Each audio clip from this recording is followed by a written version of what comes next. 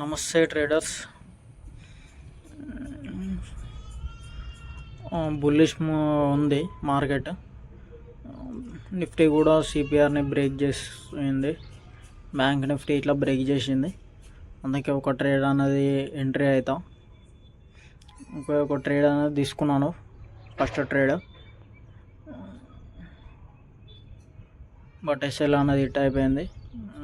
ఒక confirmation candle కోసం wait చేయాల్సిందే, బట్ తీసుకున్నాను.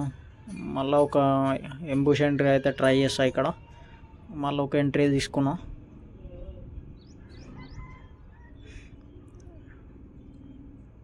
ఈ ట్రేడ్లో ఎస్ఎల్ హిట్ అయిపోతే నా డే అన్నది క్లోజ్ ఫ్రెండ్స్.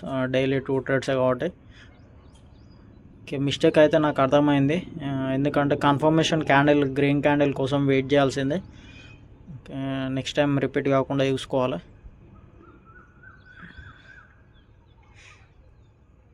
ఎస్ఎల్ఈ 10 పర్లేదు, 1086 లాస్. Thank you.